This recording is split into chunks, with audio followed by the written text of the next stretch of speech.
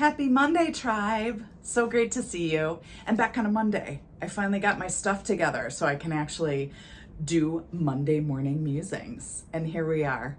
So today I want to talk a little bit about chemicals, a little bit about intestinal permeability, a little bit about things you can do in your everyday life just to make yourself and your family a little bit healthier. So I had talked a little bit about EWG last time. EWG is an app you can download, and some of the good apps basically have the ability where you can scan a UPC and it'll tell you what the level of danger is for that compound. So I use EWG. There are a ton of good ones. I had a couple of people comment after the video last time about their favorite apps. So the reason we're curious about this and the reason that this is so interesting for us is mold illness causes leaky gut. It is the cause of all of the cases of leaky gut that I see, because when we have mycotoxins or mold in our body, they colonize our sinuses and they colonize our GI tract. When they're in our GI tract, what they do is they irritate the tight junctions that are supposed to form between the cells of our intestine.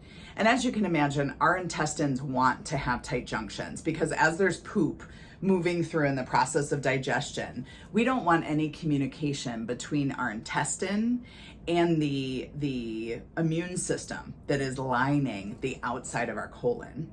It's there for a reason. It's there in case something gets loose because it doesn't want anything to get into our mainstream and cause things like sepsis. When we have leaky gut, what happens is there's something that's triggering our gut to get irritated and to almost open. You almost see it like a sliding door. Once there's holes in those tight junctions caused by leaky gut, 80% of our immune system's on the other side of that wall. So what happens is whatever that we're taking in is going to trigger an immune response.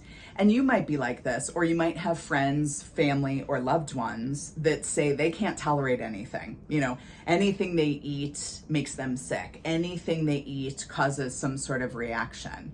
Now, these are not allergic reactions, as we know of, like a peanut allergy. This is more like a sensitivity. And a sensitivity can come up to 72 hours after you ingest the substance that you're sensitive to. So the biggest sensitivity in America, as most of you are watching know, is gluten. So in America, we don't do great things to our gluten, right? We increase the gluten content of things, and then we create wheat that is resistant to Roundup. And as we know, Roundup is a huge poison, causes a lot of problems. Its point is to kill weeds, right? So we've genetically engineered crops so that we can spray the crop and it'll kill the weeds, but it won't kill the plant. Well, what this does is our gut doesn't respond well to this. It doesn't like the presence of this genetically altered wheat. So most people have a gluten sensitivity. So when you have a sensitivity, when you indulge in that food, you can have ramifications for up to 72 hours. It can happen right away. It can happen 12 hours later. It can happen 72 hours later. So sensitivities are really difficult to determine because the way that you really need to do a sensitivity trial is to remove it from your life for upwards of 3 months. It takes 6 months after your last bite of something that you're sensitive to for the immune system to get rid of all of the immune triggers, which means that at 3 months, about 50% of those immune triggers are gone, and you'll really be able to appreciate how you feel without that substance in your life. So food sensitivities are rough.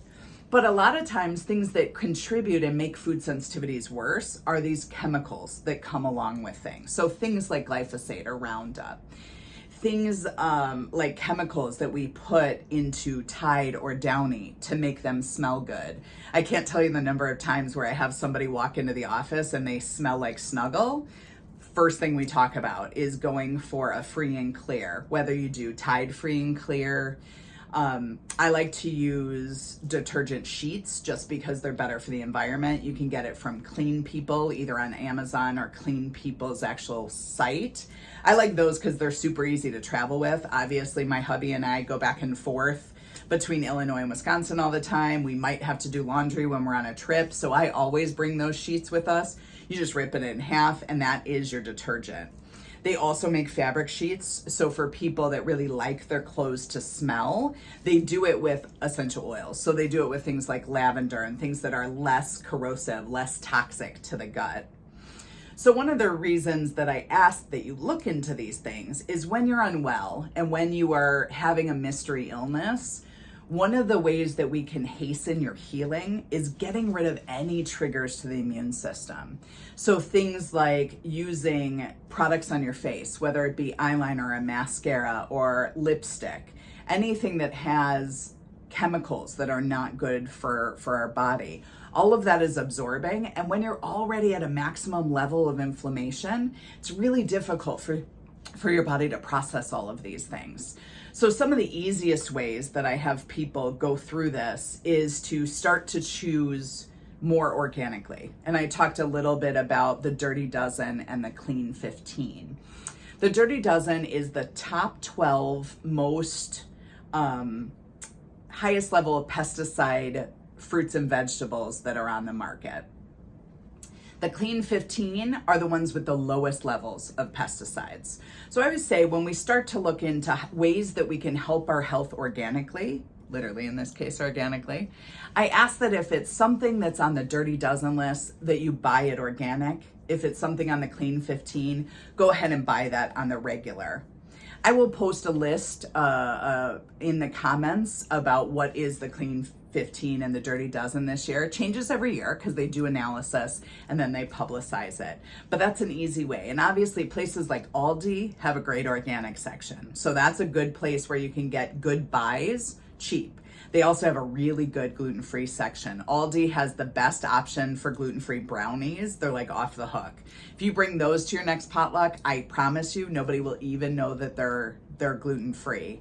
They also have a really good gluten-free angel food cake. That's harder to find because they'll have it and people know it's so amazing, so they'll go out and buy, like a whole truckload, and then you'll have to wait a little bit for it to be uploaded. But those are some easy ways. So starting with things like laundry detergent, starting with things to clean your home, whether that means you switch to using vinegar and water, or you switch to something like Mrs. Meyer's, that's made with essential oils and clean ingredients. Obviously getting rid of detergents that have fragrance, doing free and clear. Same in terms of fabric softener, doing the sheets that don't have fragrance, that are free and clear. If it's just for, you don't want those clothes to cling to you, if it's for scents, you can get something by Clean People where it has natural fragrances. And then we'll talk a little bit more about food triggers in our next session. I hope you guys have a glorious Monday. Thanks so much for tuning in. And I send you a big hug. Lots of healing to you. Happy Monday.